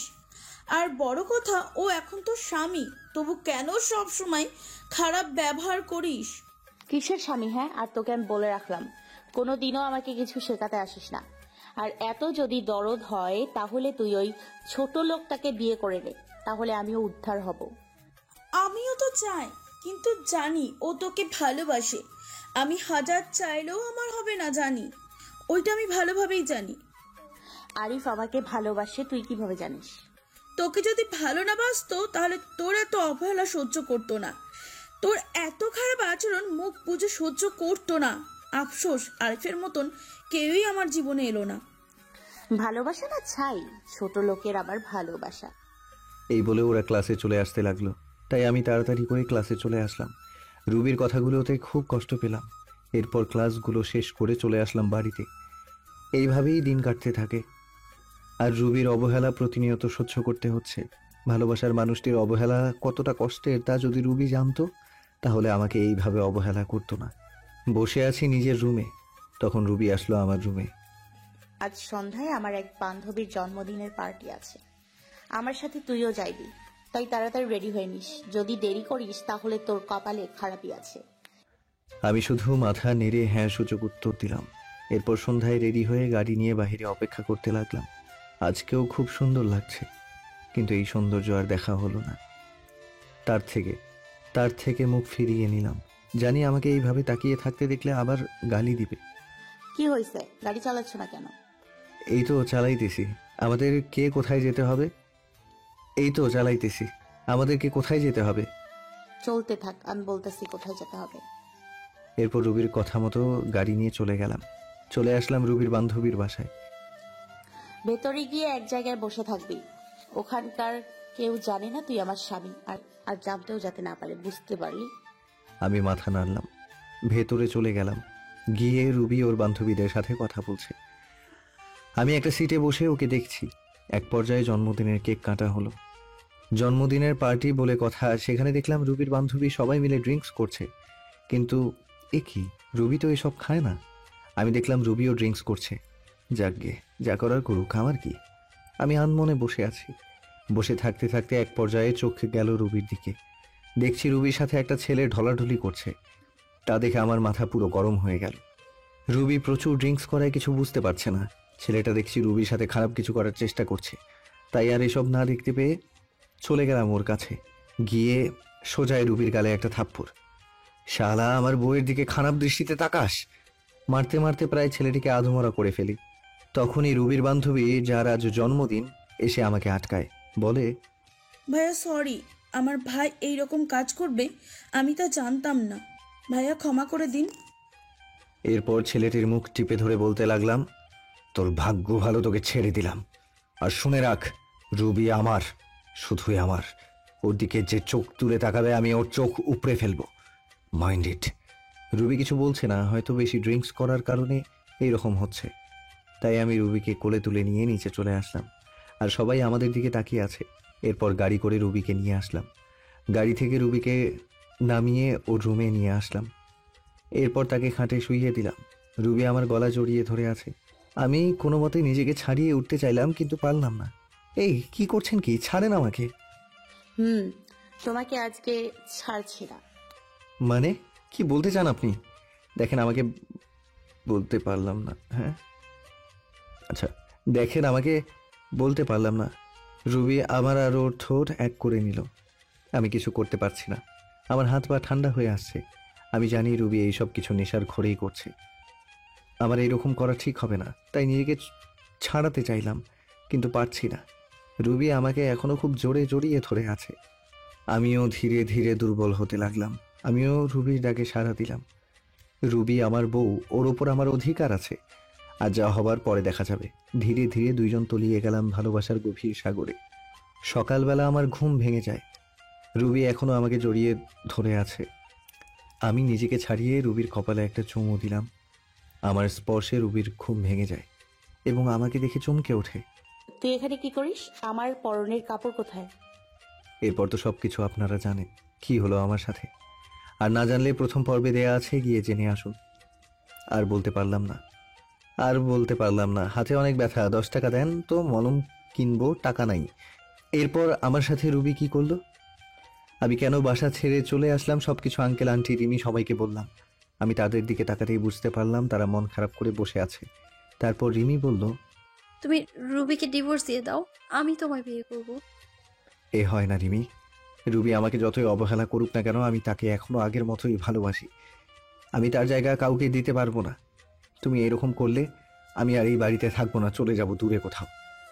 আর বলবো না, তাও তুমি চলে যেও না। আমার এইরকম পরিস্থিতি দেখে আঙ্কেল আন্টি কিছু বলতে পারলো না। তা বাদে আমি বিবাহিত, তারা যেন শুনে তাদের মেয়েকে একটা বিবাহিত ছেলের সাথে বিয়ে দিতে চাবে না। যার ঘর সংসার, স্ত্রী আছে, তার মেয়ের জীবনটা নষ্ট হয়ে যেতে দিবেন না। আমি এরপর ওদের বাসা থেকে চলে আসলাম, আর যাইনি ওদের বাসায়। এভাবেই দেখতে দেখতে 5 বছর চলে গেল। এখন আমার পড়ালেখা শেষ, এখনও আঙ্কেলের অফিসেই চাকরি করি। অনেক ভালো ভালো কোম্পানি থেকে চাকরির অফারও এসেছিল, কিন্তু না করে দিয়েছি। কারণ এই শহরে প্রথম আসি, তখন এই আঙ্কেলই অফিসে চাকরি দিয়েছিল। কেন জানি একটা মায়ার সৃষ্টি হয়ে গেল, চাইলেও আর যেতে পারিনি। তবে এই অফিসে এখন অনেক বড় পদে আছি আমি। সেদিনের পর থেকে রিমি আর কখনো ভালোবাসার কথা বলে না। আগের থেকে রিমির সাথে আমার আরও ভালো সম্পর্ক তৈরি হয়েছে, তবে সেটা বন্ধুত্বের। রিমি পড়াশোনা শেষ করায় সেও এখন আমার এই অফিসেই কাজ করে, এমডির পদে। তার বাবার পরিবর্তে সেই এই অফিসের এমডি। আমরা প্রতিদিন একসাথে করেই অফিসে যাই। আজ আমি প্রতিষ্ঠিত, আমার কোনো চিন্তা, কোনো চাপ নেই, আর কোনো অবহেলা নেই। আর কোনো অবহেলা নেই, কারো অপমান আর কেউ ডাকে না ছোট লোক বলে, কারো হাতে থাপ্পড় খেতে হয় না। তবে এই কয়েক বছরে আমার অনেকবার রুবির কথা মনে পড়ে। এমন কোনো রাত নেই যে আমার রুবির কথা মনে পড়েনি। তবে নিজেকে এখন মানিয়ে নিতে শিখেছি। এমনভাবে আমার দিন যেতে লাগলো। একদিন আঙ্কেল অফিসের সবাইকে এক জায়গায় করালেন আর বলতে লাগলেন, এবার আমরা একটা বড় ধরনের প্রজেক্ট পেয়েছি, প্রায় 2 কোটি টাকার। তাই এই কাজটা আমি আরিফকে দিতে চাই। আরিফ, তুমি কালকে বেরিয়ে পড়ো। প্রজেক্টের কাজটা ঢাকায়। ঢাকার কথাটা শুনেই আমার মাথা ধরে গেল। আমি বলতেও পারছি না যে এই কাজটা আমি করতে পারবো না, এত বড় প্রজেক্ট যে। তাই কিছু বললাম না। বাসায় এসে শুনলাম রিমিও যাচ্ছে আমার সাথে এই প্রজেক্টের কাজে। আঙ্কেল বলল, তোমাকে ওখানে থাকার কোনো চিন্তা করতে হবে না। রিমির ফুপুর বাড়ি ওখানে তোমরা থাকবে। কাজ শেষ না হওয়া পর্যন্ত সকালে বের হব। তাই রাতে সব কিছু গুছিয়ে নিলাম, এবার ঘুমিয়ে গেলাম। সকালে রিমি আর আমি রওনা হলাম ঢাকার উদ্দেশ্যে। রেল স্টেশনে গিয়ে টিকিট কাটলাম, সিলেট টু ঢাকা। কখনো ভাবতে পারিনি যে আবার ফিরবো ঢাকাতে। ভেবে নিয়েছিলাম কখনো আর যাব না, কিন্তু কি করার, ভাগ্যে যা লেখা আছে তাই হবে। রুবি হয়তো আজ নতুন সংসার করছে, আমার কথা ভুলেই গেছে। এবার রিমি আর আমি ট্রেনে উঠলাম, গিয়ে বসে পড়লাম নিজের সিটে। ট্রেন চলছে আপন গতিতে, ভাবতে ভাবতে কখন যে ঢাকায় পৌঁছে গেছি খেয়ালই করলাম না। প্রাণের শহর ঢাকা শহর। আজ 5 বছর পর আসলাম। 5টা বছর কেটে গেল, আজ আবারও ঢাকা ফিরেছি। সবকিছু অচেনা মনে হচ্ছে। দেরি না করে সোজা রওনা দিলাম রিমির ফুপুর বাসায়। আমাকে দেখে চিনতে পারেনি, আর চিনবে বা কি করে? আমার পাশে রিমি দিকে তাকিয়ে দৌড়ে চলে আসলো রিমির কাছে। রিমিকে ধরে বলল, মা, তুমি যে আসবে আমি কখনো কল্পনা করতে পারিনি। সেই ছোটবেলায় এসেছিলে, আর তো একবারও আসলে না। আমাদের কথা মনে পড়ে না বুঝি? যা, ফ্রেশ হয়ে আসো, আমি খাবার বেড়ে দিচ্ছি। আর হ্যাঁ, তোর পাশের ছেলেটা কে রে? ও আমাদের অফিসে কাজ করে, আর আমরা অফিসের একটা প্রজেক্টের জন্য এখানে এসেছি। ফ্রেশ হয়ে সবার সাথে দুপুরের খাবারটা খেয়ে শুয়ে আছি। এমন সময় রিমি এসে বলল, বিকালে ফ্রি আছো? জবাবে হ্যাঁ অবশ্যই, তাছাড়া এখন তো আমার কোনো কাজ নেই, ফ্রি তো থাকবই। বলছিলাম কি ফুপু, বিকেলে একটু ডক্টরের কাছে যাব, একা একা যাব না, তাই আমাকে নিতে চাচ্ছে আমার সাথে, যদিও তুমি যাও। আরে সমস্যা নেই, আমি তো ফ্রি আছি, গেলাম না হয় তোমার সাথে, সময়টাও কেটে যাবে। একা একা থাকতে কি আর ভালো লাগে? আচ্ছা, তুমি এখন রেস্ট নাও। বিকেলে রিমি একটা আকাশি কালারের শাড়ি পরেছে, কাচের চুড়ি হাতে, চোখে কাজল দিয়ে আমার সাথে বের হয়েছে। ওকে দেখলে যে কোনো মানুষ প্রেমে পড়ে যাবে। ওকে দেখে রুবির কথা খুব মনে পড়ে গিয়েছে। যথারীতি ডাক্তারের চেম্বারে পৌঁছে গেলাম। রিমির ফুফুকে ডাক্তার দেখানো শেষে চেম্বার থেকে বের হব, এমন সময়ে একজন শাড়ি পরা নারীর সাথে ধাক্কা খেলাম। এই যে মিস্টার, দেখে শুনে চলতে পারেন না? কণ্ঠটা খুব পরিচিত মনে হলো। পেছন ফিরে তাকাতেই বড় সড়ো ধাক্কা খেলাম। মনের কষ্টটা আবার জেগে উঠল। এই যে রুবি, সামান্য একটু পরিবর্তন হয়েছে শুধু। মেয়েদের বয়স ধরা খুব মুশকিল। তার নজর আমার দিকে পড়তেই অবাক দৃষ্টিতে তাকায় আমার দিকে। চোখ জোড়া ছলছল করছে। আরো অবাক হলাম, তার হাতে 3-4 বছরের একটা ছেলে, একদম রুবির মতো দেখতে হয়েছে। রুবির চোখ থেকে পানি পড়ছে, আমি একদম স্পষ্ট দেখতে পাচ্ছি। এখানে বেশিক্ষণ থাকা যাবে না, তাহলে আমি যে আবার মায়ায় জড়িয়ে যাব। তাকে সরি বলে রিমিকে নিয়ে দ্রুত চেম্বার থেকে বেরিয়ে পড়লাম। এত বছরের কষ্টগুলো আবার ভেসে উঠল মনের ভেতর। নিজেকে কিছুতেই সান্ত্বনা দিতে পারছি না। রাতে বাসায় এসে কিছু না খেয়ে শুয়ে পড়লাম। আন্টি অনেক জোর করলো, খেলাম না আমি। সকালবেলা ঘুম ভাঙতেই দেখি রিমি নাস্তা হাতে দাঁড়িয়ে আছে। আমাকে দেখে বলল, রাতে তো কিছুই খাওনি, এখন একটু খেয়ে নাও। না করতে পারলাম না। নাস্তা খেয়ে বসে আছি। রিমি এসে বলল, ঘুরতে যাবে? একটু বাইরে থেকে ঘুরে আসি, তোমার মন ভালো হয়ে যাবে। অনিচ্ছা সত্ত্বেও রাজি হলাম। রিমিকে নিয়ে একটা নদীর ধারে বসে আছি। গাছপালা সমৃদ্ধ এই নদীর ধার। একটু ঘোরাঘুরি করে রাস্তা দিয়ে বাসায় যাচ্ছিলাম। রিমিও সাথে আছে। মেয়েটা খুব ভালো, আমাকে আপন মনে করে, এখনো হয়তো ভালোবাসে আমাকে। কিন্তু সেদিনের ঘটনার পর থেকে আর কিছু বলে না। হয়তো ভয়ে বলে না, আমি চলে যাব বলেছিলাম। এমনিভাবেই হাঁটছি। এমন সময় পেছন থেকে কেউ বলে উঠল, কেমন আছো আরিফ? পেছনে তাকাতেই দেখি রুবি। কে আপনি, আর কি চাই? আপনি করে বলছো? ধুর, আমি আপনাকে চিনি নাকি? এমন ভাবে বলছো মনে হয় যেন আমাদের কখনো দেখাই হয়নি। দেখুন, আমাকে বিরক্ত না করলে খুশি হব। তোমার বউকে তোমার সাথে খুব মানিয়েছে। রিমিকে আমার পাশে দেখে বলল। এ কথা বলাতেই আমার মেজাজটাই বিগড়ে গেল। মন চাচ্ছে কষে দুটো থাপ্পড় দিয়ে বলি, তোর কারণে, শুধু তোর কারণে ভুল বোঝার জন্য আমার জীবনটা নরকে পরিণত হয়েছে। পাবলিক প্লেস, এজন্য কিছু বলিনি। রিমিকে নিয়ে সাথে সাথে ওই স্থান ত্যাগ করলাম। যাওয়ার সময় দেখতে পেলাম রুবির চোখগুলো ফুলে গেছে। তাতে আমার কি? আমি বা ওর কি হই? আমার কোনো যায় আসে না, ও মরুক আর বাঁচুক, আই ডোন্ট কেয়ার। কথা বলতে খুব কষ্ট হচ্ছিল, তারপরও বললাম, আমার সাথে কেন এরকম হচ্ছে? কেন পুরনো স্মৃতিগুলো আবার চোখের সামনে ভাসছে? আমি নতুন জীবন চেয়েছি, কেন আবার পিছুটানা আমাকে আটকাচ্ছে? এসব ভাবতে ভাবতে বাড়ি চলে আসলাম। এসে শুয়ে পড়লাম আর ভাবতে থাকলাম রুবির কথা। কিছুই ভালো লাগছিল না। রুবির সাথে দেখা হয়ে আমার জীবনটা আগের মতো হয়ে গেল। খালি রুবির কথাই চিন্তা করছি। পরক্ষণেই মনে হলো, রুবির তো স্বামী, সংসার, ছেলে সবকিছুই আছে, তাহলে কেন শুধু শুধু চিন্তা করছি? শত হলেও আমার প্রথম ভালোবাসা। রুবিকে ভুলে থাকা কি যায়? রুবির কথাগুলো ভাবছি। স্বার্থপরের মতো আমাকে একা করে দিল। বিনা দোষে আমি আজ নিঃসঙ্গ। হয়তো এটাই নিয়তি, আমার নিষ্ঠুর ভালোবাসা। সন্ধ্যায় বের হয়ে গেছি, অনেক রাতে বাসায় ফিরলাম। কলিং বেল বাজাতেই রিমি দরজা খুলে দিল। মনে হয় আমার অপেক্ষায় বসেছিল। একটা মেয়ে আমার খুব কেয়ার নিচ্ছে। আমার সেদিকে কোনো মনোযোগ নেই। আমার হৃদয়ে শুধু রুবিই থাকবে। এত রাতে বাইরে কি করছিলে? রাতে বাইরে থাকতে নেই, ফ্রেশ হয়ে এসো, আমি খাবার দিচ্ছি। আমি কিছুই বললাম না, চুপচাপ খাবার খেয়ে বিছানায় চলে আসলাম। সকালে ঘুম থেকে উঠে ল্যাপটপ হাতে নিয়ে দেখি একটা ইমেল এসেছে। সিন করতেই দেখি আমার ডিপার্টমেন্ট থেকে মেইলটা এসেছে প্রজেক্টের কাজে। তাই রিমিকে বললাম তাড়াতাড়ি রেডি হয়ে অফিসে যেতে। রেডি হয়ে অফিস রওনা দিলাম দুজনে। ওখানে যে আমি পুরাই শক খেলাম। আমার অফিসের এক্সিকিউটিভ অফিসার যে রুবি, সেটা দেখে তো আমার মাথা খারাপ হয়ে গেল। এর সাথেই তাহলে আমাদের প্রজেক্টটা কমপ্লিট করতে হবে। যেখানে বাঘের ভয় সেখানেই সন্ধ্যা হয়। তারপর সবার সাথে আমরা পরিচয় হয়ে নিলাম। তারপর গেলাম রুবির কাছে। রুবি আমাকে দেখে চোখ বড় বড় করে তাকিয়ে আছে, হয়তো ভাবছে আমি এখানে কি করতে আসব। তারপর রুবিকে বললাম আমি হলাম আরিফ, আর আমার পাশে ও হচ্ছে নীলা। আমরা সিলেট থেকে এখানে এসেছি এই প্রজেক্টের কাজে। ও আচ্ছা, সেই ব্যক্তিরা তাহলে আপনারা? এরপর কিছু কথা বলে চলে আসলাম। দুপুরে কাজ শেষে আমার ডেস্কে বসে আছি, এমন সময় একটা বাচ্চা ছেলের আনাগোনা দেখলাম অফিসে। আরে এই তো সেই ছেলে যাকে রুবির সাথে আমি দেখেছি। আমি ডাক দিতে আমার কাছে আসলো। তোমার নাম কি বাবা? রোহান। এখানে তুমি কার কাছে এসেছো? কেন? আম্মুর সাথে। আম্মু আমাকে প্রতিদিন এখানে নিয়ে আসে। আম্মুর নাম কি? রুবি আক্তার। বুকটা ধপ করে উঠল। তাহলে এটা রুবির সন্তান। চোখে জল এসে গেল। যদি সবকিছু ঠিক থাকতো তাহলে ছেলেটা আমার হতো। ছেলেটাকে কোলে নিয়ে একটা পাপ্পি দিলাম। আন্তেল আন্তেল, আপনি আমাকে আদর করেন কেন? আপনাকে তো আমি চিনি না। মা বলেতে অপলিত কালো কাতে না দিতে। আজ থেকে আমরা বন্ধু।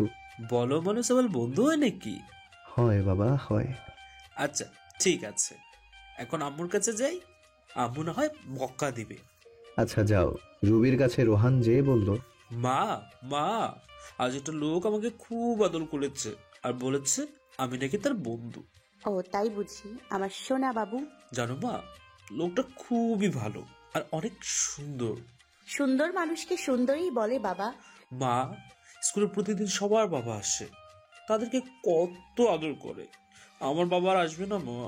ছেলেটার কথা শুনে রুবির বুকটা ফেটে যাচ্ছে। সে নিজের দোষে আজ সন্তানকে বাবা নামক বটগাছের ছায়া থেকে বঞ্চিত করেছে। কি হলো মা, তুমি কাঁদছো কেন মা? রুবি আর কিছু বলে ছেলেটাকে বুকের সাথে জড়িয়ে ধরল। মনে মনে বলতে লাগলো, তোর বাবা যে আর কোনোদিন আসবে না। অফিস শেষে সিঁড়ি দিয়ে নামছি আমি আর রিমি। এমন সময় রুবিও নামছে। আমাকে দেখে অবাক দৃষ্টিতে তাকিয়ে আছে। আমি দেখেও না দেখার ভান করে নামতে লাগলাম। আমি তাকে জেলাস করার লক্ষ্যে রিমির সাথে হেসে খেলে কথা বলছি আর নামছি। পেছন ফিরে দেখি যে রুবির চোখ দিয়ে পানি পড়ছে আর শাড়ির আঁচল দিয়ে মুছছে। বারে, তাতে আমার কোনো যায় আসে না। স্বামী, সংসার, ছেলে নিয়ে তো ভালোই আছে। রাতে বাসায় ফিরে আসলাম। প্রতিদিনের মতো রিমির আন্টি আজও খাবার নিয়ে টেবিলে বসে আছে। আমাদের দেখে বলল, তোমরা ফ্রেশ হয়ে আসো, আমি খাবার বেড়ে দিচ্ছি। রাতে খাবার খেয়ে ঘুমের রাজ্যে হারিয়ে গেলাম। সকালে ঘুম ঘুম চোখে দেখি যে কেউ একজন ডাকছে। ওঠো, অফিস যাবে না? আমি চোখ খুলে দেখি যে রিমি দাঁড়িয়ে আছে। একটা আকাশি কালারের শাড়ি পরেছে।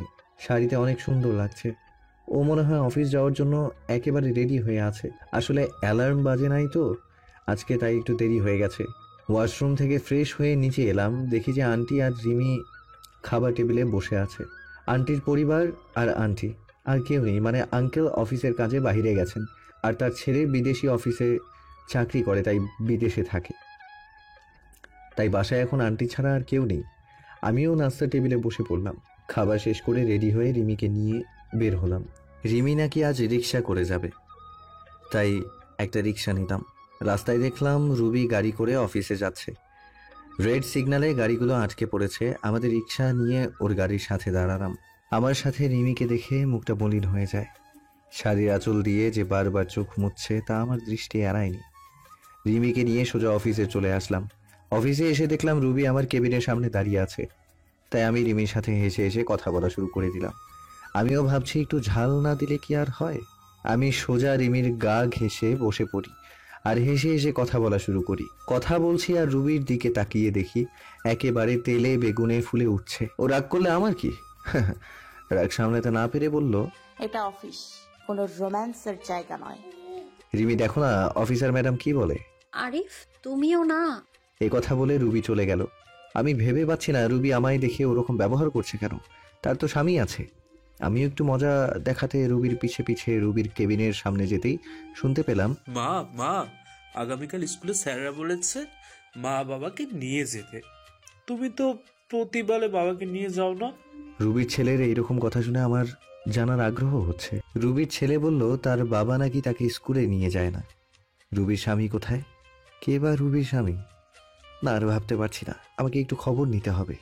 তারপর ওখান থেকে চলে আসলাম। ছেলের কথা শুনে রুবি অনেকটা কষ্ট পেল। তখনই তার মনে পড়ল, আরিফের তো বউ আছে। আমার ছেলেকে এখন বাবার পরিচয় দিলে সে মেনে নেবে না। না না, আমার ছেলেকে আমি দিব না। আজ এই নিষ্পাপ মনে আমি কষ্টের দাগ লাগাতে দিব না। আমার ছেলে যদি জানতে পারে তার বাবার আর একটা বউ আছে, খুব কষ্ট পাবে। আমি আমার ছেলেকে আঁকড়ে ধরে জীবন কাটিয়ে দিতে চাই। আরিফ আমাকে ক্ষমা করবে কিনা জানি না। আমার ভুলের জন্য বিধাতা প্রতিনিয়ত আমাকে কষ্ট দিতেছে। সারা জীবন আরিফের জন্য দোয়া করব, ও যাতে ভালো থাকে। এই বলে ছেলেকে বুকে নিয়ে নিঃশব্দে কাঁদতে লাগলো। আমি আমার কাজ করে চলছি। দুপুরে লাঞ্চ টাইমে সবাই ক্যান্টিনে খাওয়ার প্রস্তুতি নিচ্ছে। আমি যে রিমির সাথে বসলাম। আমরা তো কোনো টিফিন নিয়ে যাইনি, তাই বিরিয়ানি কিনতে গেলাম। তারপর বিরিয়ানি নিয়ে এসে বসলাম। আমার বিপরীত টেবিলে রুবি বসেছে, আমার দিকে বারবার আর চোখে তাকাচ্ছে। রিমি আর আমি খাচ্ছি। হঠাৎ করে রিমির মুখে আমি লোকমা তুলে দিলাম। রুবির চোখ এড়ায়নি। রুবি সহ্য করতে না পেরে এখান থেকে উঠে গেল। এমন কেন করলো রুবি? চলে কেন গেল? সে গেল না আছে তাতে আমার কি? সেও একদিন আমাকে অনেক কষ্ট দিয়েছিল। আমি টেবিলে বসলে সে উঠে চলে যেত, এক টেবিলে বসে খাবে না বলে। কি ভাবছো আরিফ? আরে কিছু না। এই তুমি আমার মুখে লোকমা দিলে কেন? আমি কি তোমার বউ লাগি নাকি? হ্যাঁ, ধুর, বউ হতে যাবে কেন? তুমি তো আমার বেস্ট ফ্রেন্ড, আর বেস্ট ফ্রেন্ডরা বউয়ের চেয়েও বেশি হয়। এ মা, তাই বুঝি? মারবো একটা নাক বরাবর, 7 দিন মেডিকেলে থাকবো, বুঝছো? তাহলে তো ভালোই হয়, সেবা যত্ন করতে পারবা। তোমার সাথে আমি কথা বলে আর পারবো না। দুপুরের খাবার শেষ করে কেবিনে বসে আছি। অফিসটা একটু ঘুরে ঘুরে দেখতে লাগলাম। নতুন এসেছি, এখনো কিছুই দেখা হয়নি, তাই সব জায়গা ঘুরে ঘুরে দেখলাম। তারপর বাসায় চলে গেলাম। আগামীকাল সকালে আর অফিসে গেলাম না। রিমিকে বলে দিলাম তুমি যাও আজ, আমি যাব না। রিমিও যেতে চাইলো না, তাকে বুঝিয়ে পাঠিয়ে দিলাম। রিমি চলে গেল, আমি ফ্রেশ হয়ে নিলাম। এখানে আসা কয়েকদিন হয়ে গেল, ভাবলাম আজ রুবির বাসায় যাব। রুবি এখন অফিসে আছে, এই সুযোগে খালা খালুর সাথে দেখা করে আসব। রুবির ভুলের কারণে খালা খালুকে কেন দূরে করে রাখবো? তারা আমাকে কত ভালোবাসতো, নিজের ছেলের মতন। তা বাদে কালকে রুবির ছেলের কথাটা ভাবলাম, গিয়ে দেখে আসি রুবির স্বামীকে। যেই ভাবা সেই কাজ, বেরিয়ে পড়লাম খালার বাসায়। বাসাটা সেই আগের মতোই আছে, কিছু চেঞ্জ হয়েছে, নতুন রং করিয়েছে মনে হয়। বাসার গেটে গিয়ে কলিং বেল চাপ দিলাম। কয়েকবার বেল চাপতেই দরজা খুলে দিল। আমি এক দৃষ্টিতে তাকিয়ে আছি খালার দিকে। খালা বলে উঠল, কাকে চাই? বলবেই না কেন, এই 5 বছরে আমি সেই আগের আরিফ নেই, দেখতে একেবারে বদলে গেছি। খালার বয়স হয়েছে, তাই হয়তো চিনতে পারছে না। খালা, আমি আরিফ। কথাটা বলার সাথে খালার চোখ পানিতে টলমল করছে। আরিফ বলে জড়িয়ে ধরলো আমায়। আমিও কেঁদে দিলাম। কোথায় ছিলি তুই বাবা? জানিস আমরা তোকে কত খুঁজেছি। তোর খালু তো একেবারে ভেঙে পড়েছিল তোকে না পেয়ে। কেন এইভাবে চলে গেছিলি? তোর আমাদের কথা মনে পড়েনি একবারও? কেঁদেই যাচ্ছে। মনে পড়েছিল খালা, কিন্তু কি করব বলো, তখনকার পরিস্থিতি। আমি রুবিকে বলেছিলাম যে তার জীবনে আর ফিরে আসবো না। এখন তো রুবির বিয়ে হয়ে গেছে, স্বামী ছেলে সংসার হয়েছে, তাই আসলাম, তাই আবার ফিরে আসলাম। কি বলছিস তুই? রুবির বিয়ে হয়ে গেছে মানে? কেন, রুবির বিয়ে হয়নি? তার একটা ছেলেও তো দেখলাম। রুবির কোনো বিয়ে হয়নি, তুই ভিতরে আয়, বলছি সব তোকে। আমি ভেতরে গিয়ে বসলাম, খালার মুখ চেয়ে বসে আছি সবকিছু জানার জন্য। নীরবতা ভেঙে আমি বললাম, কি হলো খালা, বলো। তাহলে শোন, তুই যখন বাড়ি থেকে চলে গেছিস, রুবি তখন অনেক খুশি হয়েছিল। তার কয়েকদিন পর আমি দেখলাম রুবি সারাদিন কী যেন চিন্তা করতো আর কাঁদতো, খাওয়া দাওয়া ছেড়ে দিয়েছিল। আমি যখন জিজ্ঞেস করি তখন বলতে লাগে, মা, আমি একটা বড় ভুল করে ফেলেছি মা, আমার জন্য আরিফ এই বাড়ি ছেড়ে চলে গিয়েছে। কি বলছিস? যা বলবি খুলে বল। তারপর রুবির সেই দিনের রাতের কথা বলল। সকালে তোর সাথে অনেক বাজে ব্যবহার করে তোকে চলে যেতে বলেছে। একদিন রুবির সাথে ওর বান্ধবীর দেখা হয়। ওর বান্ধবী বলে দেয় যে রুবি যখন ড্রিঙ্কস করে ফেলে তখন সেন্স ছিল না, তখন তার ভাই রুবির সাথে খারাপ ব্যবহার করে। তাই তার বান্ধবী রুবির কাছে ক্ষমা চেয়ে চলে যায়। রুবি এসব কথা শুনে মাথাটা ধরে যায় যে তোকে দোষারোপ করেছে। মেয়েটা অনেক ভেঙে পড়ে যায়, তাই ওকে আমি কিছু বলি নাই। তার কয়েক মাস পর রুবি একদিন মাথা ঘুরে পড়ে যায়। আমি ডাক্তারের কাছে নিয়ে জানতে পারি রুবি মা হতে চলেছে। আর রুবির সাথে যে ছেলেটা দেখছিস ওটা তোর আর রুবির ছেলে। কথাগুলো শোনার পর আমার চোখ দিয়ে আপনা আপনি পানি পড়তে লাগলো। তার মানে ও আমার ছেলে। আমার যে কি আনন্দ লাগছিল বলে বোঝাতে পারবো না। তাই রুবি আমায় আর রিমিকে একসাথে দেখিয়ে জ্বলছিল। আরিফ শোন বাবা, রুবি না তোকে অনেক ভালোবাসে। তুই চলে যাওয়ার পর ও ওর ভুল বুঝতে পেরে অনেক কেঁদেছে। তোর জন্য আজও অপেক্ষা করে বসে আছে মেয়েটা। তুই আর ওকে ফিরিয়ে দিস না বাবা। তাই বললে কি হয়? আমাকে ও কম কষ্ট দিয়েছিল নাকি? তার প্রতিশোধ আমি না নিয়ে তাকে কাছে টেনে নিব না। খালা আমার একটা কথা রাখবে? কি কথা বল? আমি যে এখানে এসেছি তা যেন রুবি না জানতে পারে। আমি যে সব জানি। আর শোনো, রুবি আমাকে কম কষ্ট দেয়নি, তাই ওকে একটু শিক্ষা না দিয়ে আমি আমার কাছে টেনে নিব না। ও বুঝুক আপন জনকে কষ্ট দিলে কি হয়। আচ্ছা, তুই যা ভালো মনে করিস। ওই তো তোর খালু এসে পড়েছে। তাই আমি খালুর সাথে কথা বলে অনেক সময় ওখানে থেকে চলে আসলাম। আর বলে আসলাম রুবি যেন কিছুতেই জানতে না পারে। রাস্তা দিয়ে যাচ্ছিলাম, কিছুক্ষণ যাওয়ার পর চোখ পড়লো একটা স্কুলের গেটে। দেখি যে আমার ছেলেটা ব্যাগ ঘাড়ে নিয়ে দাঁড়িয়ে আছে। কাছে গিয়ে জিজ্ঞেস করলাম, কি হলো বাবা, এখানে মন খারাপ করে দাঁড়িয়ে আছো কেন? জানো আঙ্কেল, আমার বাবা নেই। আজ স্কুলে সবার বাবা মাকে ডেকেছে। আম্মু এসে শুধু স্যারের সাথে কথা বলে গেছে। আমি রাগ করে এখানে দাঁড়িয়ে আছি। ছেলের কথা শুনে বুকের বাঁ পাশে চিনচিন ব্যথা শুরু হয়ে গেল। মনে মনে বলছি, আমি তো তোর বাবাই, শুধু পরিস্থিতির কারণে আজ তোর থেকে দূরে। ছেলেকে আদর করে দারোয়ানকে বলে স্কুলের গেটের ভেতরে ঢুকিয়ে দিয়ে আসলাম। মনে মনে ভাবছি রুবি না হয় নিষ্ঠুর, তাই বলে আমিও নিষ্ঠুর হব? নিজের ছেলের পরিচয় আমার কাছ থেকে গোপন রাখলাম। নিজের ছেলের কাছে আমি আজ পিতার পরিচয় গোপন রাখলাম। খুব কষ্ট হচ্ছে। মা, আজও ওই আঙ্কেলটা আমার স্কুলে আসছিল। আমাকে অনেক আদর করেছে। ওইরকম যদি আমার বাবাই হতো খুব ভালো হতো না মা? রোহান তোমাকে না বলেছে অপরিচিত কোনো লোকের কাছে না যেতে? আর কোন আঙ্কেল আমাকে একটু কালকে দেখিয়ে দিও তো। আচ্ছা ঠিক আছে মা। রুবি তার ছেলেকে নিয়ে বাসায় চলে গেল। আমার কথা মতো খালাখালু কেউ বলেনি যে আমি এখানে এসেছিলাম। পরদিন অফিসে গিয়ে কেবিনে কাজ করছি। এমন সময় পিয়ন এসে আমাকে বলল, রুবি ম্যাডাম আপনাকে ডেকেছে। আমি দেরি না করে চলে গেলাম। মিস্টার আরিফ খান, আপনি কাল অফিসে এলেন না? কতগুলো কাজ ছিল, এইভাবে কাজ না করলে প্রজেক্টটা শেষ করবেন কিভাবে? আসলে ম্যাডাম ভুলে গিয়েছিলাম একটু। রাখেন আপনার ভুলে যাওয়া। এত বড় প্রজেক্টের কাজ কোন ভদ্রলোক যে আপনাকে দিয়েছে আমি তো ভেবে পাচ্ছি না। আর ভুলে তো যাবেনই, সুন্দরী বউকে নিয়ে অফিসে নষ্টি ফষ্টি করলেই তো সবই ভুলে যায়। Sorry madam. এমন সময় রোহান এসে বলল, মা, এই আঙ্কেল আমাকে খুব আদর করে। তোমাকে এনার কথা বলছিলাম।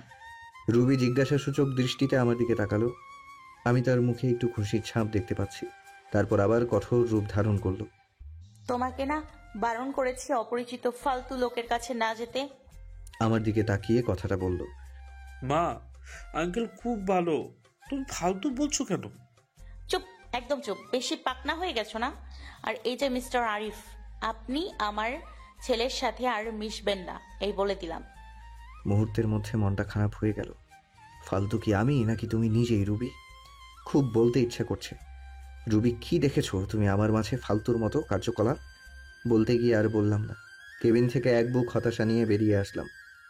মা হয়ে কেমনে নিজের ছেলেকে তার বাবার সাথে মিশতে দেয় না, খুব কষ্ট লাগছে। আচ্ছা, আমিও তোমাকে বুঝিয়ে দেবো রুবি কষ্টের উপলব্ধিটা কেমন। অফিস শেষে রিমিকে বললাম আমার সাথে ঘুরতে যাবে নাকি। রিমিও রাজি হয়ে গেল। আমি আর রিমি একটা পার্কে বসে আছি। আমার মন খারাপ দেখে রিমি জিজ্ঞেস করলো, মন খারাপ কেন আরিফ? কই কিছু না তো, এমনি। আচ্ছা একটা কথা বলো তো আরিফ। কি? রুবি ম্যাডাম কিছুদিন থেকে তোমাকে চোখে চোখে রাখছে। আমার সাথে হেসে হেসে কথা বলে প্রচুর রাগ হয়। সেদিন আমাকে জিজ্ঞেস করলো, তোমাদের আচরণ দেখে মনে হলো স্বামী স্ত্রী। কতদিন হয়েছে তোমাদের বিয়ে হওয়ার? আর আরো অনেক কথা বলেছে। আচ্ছা তোমার সাথে রুবি ম্যাডামের কোনো সম্পর্ক আছে? আমি দীর্ঘশ্বাস ফেলে জবাব দিলাম, থাক না ওসব কথা। বলো না আরিফ। আমি তোমাকে আমার স্ত্রীর কথা বলেছিলাম না? রুবি সেই আমার স্ত্রী। কথাটা বলতেই রিমি অবাক হয়ে গেল। এই হচ্ছে তোমার বউ? আমি রুবিকে সবকিছু বলবো, তোমাকে মেনে নিবে? কিচ্ছু বলতে হবে না তোমাকে, যা করার আমি করব। তারপর রিমিকে বললাম, তুমি শুধু অফিসে আমার সাথে প্রেমের অভিনয় করবে, এটুকুই। অনেকক্ষণ নীরব থেকে রিমি মাথা নেড়ে হ্যাঁ জবাব দিল। রাতে দুজনে একসাথে বাসায় ফিরে আসলাম। খাওয়া দাওয়া শেষ করে বিছানায় শুয়ে পড়লাম। কি করব কিছুই বুঝতে পারছি না। ভাবতে ভাবতে ঘুমিয়ে পড়লাম। সকালে ঘুম ভাঙলো অ্যালার্মের শব্দে। তারপর রিমির ফুফু নাস্তা দিল, খেয়ে অফিসের উদ্দেশ্যে বেরিয়ে গেলাম। অফিসে পৌঁছে রিমিকে বললাম, তুমি ভেতরে যাও, আমি একটু পাশের দোকান থেকে আসছি। কিছু সময় পর অফিসে ঢুকলাম, গিয়ে দেখি রিমি আর রুবি বসে বসে কাজ করছে। এই জানো, কি করছো ওখানে? তুমি এখানে কেন? চলো আমার কেবিনে চলো। রুবির দিকে তাকিয়ে দেখি রাগে লাল হয়ে গেছে, মনে হচ্ছে এখনই চিবিয়ে খেয়ে ফেলবে। ও বাবু, দেখছো না কাজ করছি, পড়ে যাবো তো। হ্যাঁ, এত বড় লোকটাকে বাবু বলছে, রুবি বিড়বিড় করে বলল। আচ্ছা জানু, আমি এখন যাই। একটা ফ্লাইং কিস ছুঁড়ে মারলাম। ভালো লাগছিল না, তাই অফিসের ছাদে চলে গেলাম। গিয়ে দেখে আমার ছেলে একটা বল নিয়ে খেলছে। আমাকে দেখা মাত্রই আমার কাছে আসলো। তোমার আম্মু বকা দিবে না আমার কাছে আসছো যে? আম্মু অনেক পচা, আমার সাথে অনেক রাগ করে। তাই বুঝি বাবা। ছেলেকে নিয়ে ছাদে দাঁড়িয়ে আছি, এমন সময় রুবি আসলো ছেলের খোঁজে। তোমাকে না আমি বলছি এখানে না আসতে, বাবু আসলে কেন? এই বলে ছেলেকে আমার হাত থেকে নিয়ে যাওয়ার জন্য আসলো। দাঁড়াও রুবি। অনেকটা অবাক হলো আমার কথা শুনে। এই সন্তান কার? আমার আর আমার স্বামীর। কেন, আপনার কি হয়েছে? তা তোমার স্বামীটা কে জানতে পারি? আপনাকে না জানালেও চলবে। আপনি কে হন যে আপনাকে বলবো? এ কথা শুনে নিজের রাগ কন্ট্রোল করতে পারি না, তাই ঠাস ঠাস করে দুটো চড় বসিয়ে দিলাম। রুবি চোখ দিয়ে পানি পড়ছে, গাল দুটো ফুলে লাল হয়ে গেছে। এই সন্তানটা কার সত্যি করে বলো রুবি, না হয় আমার চেয়ে কেউ খারাপ হবে না। তোমাকে বলে কি লাভ, আর কি বা হও তুমি আমার? তাচ্ছিল্যের হাসি দিয়ে বললাম, অন্যতম যে স্ত্রী স্বামীকে মানে না, স্বামীকে চরিত্রহীন বলে গালি দিয়ে বাসা থেকে বের করে দেয়, তার কপালে যাই হোক স্বামী জুটবে না। শুনলাম তোমার নাকি বিয়ে হয়নি, তাহলে এই ছেলেটা কোথা থেকে আসলো? না জানি কার সাথে কি করে বেরিয়েছ। ছি! এই কথা বলার সাথে সাথে রুবি আমার কলার চেপে ধরলো আর বলতে লাগলো, মুখ সামলে কথা বলো আরিফ, আর একটাও বাজে কথা বলে খুন করে ফেলবো। আমি এক ঝটকায় রুবির হাত ছাড়িয়ে পেছন থেকে হাত দুটো মুচড়ে ধরে বললাম, সত্যি কথা বললে তো গায়ে লাগবেই। আমার লাগছে খুব, ছাড়ো প্লিজ। ছাড়ার জন্য তো ধরিনি, আগে বলো আমার কথাটা সত্যি নাকি মিথ্যা। রুবি চুপ করে আছে। তাহলে আমি ধরে নেব সব সত্য? তোমার যা ইচ্ছা মনে করতে পারো, প্লিজ আমার হাত ছাড়ো, লাগছে খুব। ওয়েট ওয়েট, এত অস্থির হচ্ছ কেন? সবে তো শুরু। আগে বলো এই সন্তান কার? চুপ। কি হলো, বলো না কেন? চুপ। আরে বলছো না কেন? কি হলো বলো। রুবি শুধু কেঁদেই চলছে। আঙ্কেল আঙ্কেল, তুমি মাকে ছেড়ে দাও, মা অনেক কষ্ট পাচ্ছে। ছেলের কথা শুনে আর ধরে রাখতে পারলাম না, ছেড়ে দিলাম। রুবি ছাড়া পেয়ে ছেলেকে জড়িয়ে ধরে কাঁদতে লাগলো। শক্ত করে জড়িয়ে ধরে আছে, মনে হচ্ছে আমি ছুঁ মেরে তার ছেলেকে নিয়ে যাব। রুবি ছেলেকে জড়িয়ে ধরে শুধু কেঁদে চলছে। আমি আবারও জিজ্ঞেস করলাম, রুবি এই সন্তানটা কার? কি হলো, বলছো না কেন? ওহ, বলবে বা কেন, নিশ্চয়ই কোনো আকাম কুকামের ফসল। রুবির চোখ দিয়ে শুধু পানি পড়ছে। আমি এ কথা বলে ওই স্থান ত্যাগ করলাম। অফিসে বসে নিজের কাজে মনোযোগ দিলাম। বলবো না আরিফ, আমি কিছুতেই আমার সন্তানের কথা তোমাকে বলবো না। এ সন্তান শুধুই আমার। তোমাকে বললে আমার সন্তানকে তুমি নিয়ে যাবে। আমি মা হয়ে এটা কিছুতেই সহ্য করতে পারবো না। এই জীবনে আমার নিজের দোষে তোমার ভালোবাসা হারিয়ে আজ আমি নিঃস্ব। এই সন্তান এখন আমার একমাত্র সম্বল। আমি যে আমার ছেলেকে ছাড়া বাঁচবো না। মা, মা তুমি কি ভাবছো? ওই আঙ্কেল তো তোমাকে কেন মেরেছে? বলো না মা, বলো না। এতটুকু বাচ্চাকে কি বলবে রুবি, নিজের করা ভুলগুলো? আর এই অবুঝ বাচ্চা কি বা বুঝবে? কিছু না বাবা, এমনি। এমনি তো কেউ মারে না মা, স্কুলের স্যাররা পড়া না দিতে পারলে খুব মারে। তুমি নিশ্চয় আঙ্কেলের কাছে পড়া দিতে পারোনি, তাই তোমাকে মারছে, তাই না? ছোট বাচ্চার মনের পরিধি যতটুকু সেই হিসেব করে বলছে কথাটা। রুবি কিছু না বলে ছেলেকে কোলে নিয়ে নিচে নেমে এলো। আমি অফিসের কাজ শেষ করে বাসায় ফিরে আসলাম। এভাবে কেটে যায় 1 মাস। এই 1 মাসে আমি রুবিকে যথেষ্ট কষ্ট দিয়েছি। এমন কোনো দিন নেই যে আমি রুবিকে কাঁদাইনি। রিমির সাথে প্রতিনিয়ত স্বামী স্ত্রীর অভিনয় করে গেছে। রুবি এতে খুব কষ্ট পেয়েছে, আর আমিও পেয়েছি রুবির কষ্টে কষ্ট পেয়ে। প্রজেক্টের কাজও শেষের দিকে। কয়েকদিন পর অফিসে গেলাম, গিয়ে দেখি রুবি আজ আসেনি। অনেকটা অবাক হলাম। অফিস শেষে বাসায় এসে শুয়ে পড়লাম। পরদিন সকালে ভাবছি রুবি কেন অফিসে আসেনি। না, আজ আমার ছেলেকে আমার কাছে নিয়ে আসবই। ওকে ছাড়া আমার একা একা ভালো লাগে না। অফিসে কাজ করে সন্ধ্যার দিকে চলে গেলাম খালাদের বাসায়। বাসায় গিয়ে কলিং বেল বাজাতেই রোহান মানে আমার ছেলে দরজা খুলে দিল। আমাকে দেখে খুশিতে বলল, আঙ্কেল। এমন সময় রুবি রান্নাঘর থেকে বেরিয়ে আসলো। আমাকে দেখে অনেকটা অবাক হয়ে গেল। এখানে কেন এসছো? আমার ছেলেকে নিয়ে যেতে এসেছি। তুমি যতই ওর কাছ থেকে আমার পরিচয় গোপন করো, কোনো লাভ নেই। কে তোমার ছেলে? খবরদার আমার ছেলেকে ছুবে না। এটা আমারই ছেলে রুবি। না। না মানে? এক্ষুনি ডিএনএ টেস্ট করাবো? তোমার যাই ইচ্ছা করো, আমার ছেলেকে আমি কোথাও যেতে দিব না। এই বলে রোহানকে জড়িয়ে ধরল রুবি। আমি হ্যাঁচকা টান দিয়ে রোহানকে নিয়ে আসলাম নিজের কাছে। ওকে কোলে নিয়ে যাচ্ছি এমন সময় রুবির চিৎকার, আমার ছেলেকে নিয়ে যেও না প্লিজ, আমার বুক খালি করো না, ফিরিয়ে দাও আমার বাবা সোনাকে। আমি কোনো কথায় কান না দিয়ে দরজার সামনে ছেলেকে নিয়ে এগিয়ে যেতে লাগলাম। রুবি আমার পায়ে পড়ে গেল। তোমার দুটি পায়ে পড়ি, আমার ছেলেকে নিয়ে যেও না। এই বলে কাঁদতে লাগলো। আমি হাত দিয়ে ধাক্কা দিয়ে রুবিকে সরিয়ে রোহানকে নিয়ে বেরিয়ে আসলাম। আঙ্কেল আঙ্কেল, আমাকে কোথায় নিয়ে যাচ্ছ? আঙ্কেল না বলে আমাকে বাবাও বলো। আমি তোমার বাবা। সত্যি বাবা? হ্যাঁ, আমি তোমার বাবা। ছেলেকে নিয়ে নিজের বাসায় ফিরে আসলাম। বাসায় আসতেই রিমি জানতে চাইলো, সব বলে দিলাম। রাতের খাবার খেয়ে শুয়ে পড়লাম। বাবা বাবা। বলো। মা আমাকে ছাড়া কোনোদিন ঘুমায় না, আমাকে না পেলে মা মারা যাবে। ছেলের কথা শুনে বুকের ভেতর ঘন্টা বেজে উঠল। রুবি যদি সত্যি কিছু করে ফেলে? এমনিতে যে রাগ, 7-5 না ভেবে রোহানকে নিয়ে রুবির বাসায় রওনা হলাম। বাসায় যেয়ে যা দেখলাম তা দেখার জন্য আমি মোটেও প্রস্তুত ছিলাম না। দরজা খুলে ভেতরে প্রবেশ করতেই দেখি রুবি মেঝেতে পড়ে আছে। কপাল ফেটে একটু রক্ত বের হচ্ছে, হাত দিয়ে রক্ত পড়ছে। সম্ভবত শিরা কাটার চেষ্টা করেছে। দেরি না করে তাড়াতাড়ি কোলে তুলে নিয়ে বিছানায় শুইয়ে দিলাম। কপালে হাত দিয়ে দেখি প্রচুর জ্বরে গা পুড়ে যাচ্ছে। সারা রাত মাথায় জলপট্টি দিলাম। নিজ হাতে বাসায় রান্না করেছি, রুবিকে নিজের হাতে খাইয়ে দিলাম। আজ 5 বছর পর রুবির এতটা কাছে আসার সুযোগ পেলাম। অন্যরকম একটা ভালো লাগার কাজ করছে মনের ভেতর। কিন্তু রুবির এখনো জ্বর কমেনি। রাতে রুবির মাথার কাছে বসে আছি, এমন সময় জ্বরের ঘোরে রুবি বলে উঠল, আরিফ আমাকে ছেড়ে চলে যাবে না তো? আমাকে ক্ষমা করে দাও, আমি ক্ষমার অযোগ্য জানি। তুমি চুপচাপ শুয়ে থাকো তো, জ্বরের ঘরে কি যা তা বকছো। এ কথা বলে উঠে যাব এমন সময় রুবি আমার হাত ধরে এক ঝটকায় রুবির মুখের সামনে আমার মুখ নিয়ে এলো। রুবি আমার কপাল চেপে ধরে আছে, ওর নিঃশ্বাস আমার মুখের ওপর পড়ছে। একদম খুব কাছে অবস্থান করছি আমি, আর বলতে লাগলো, আর কত কষ্ট দেবে আমাকে বলো আরিফ, বলো। তুমি যখন অন্য মেয়ের সাথে হেসে খেলে কথা বলো, আমার প্রচুর কষ্ট হয়, মনে হয় যেন মরে যাই আমি। আমি জানি তুমি রিমিকে বিয়ে করো নাই, আমাকে তুমি খুব ভালোবাসো, এটাও আমি জানি। তোমার জীবনে অন্য কাউকে আপন করে নেয়ার আগে নিজ হাতে আমাকে মেরে ফেলো। আমি জীবন আর রাখতে চাই না, কষ্ট তোমার থেকে আমি বেশি পাচ্ছি। তোমার জীবনে নতুন কেউ আসলে আমি সহ্য করতে পারবো না, বিশ্বাস করো।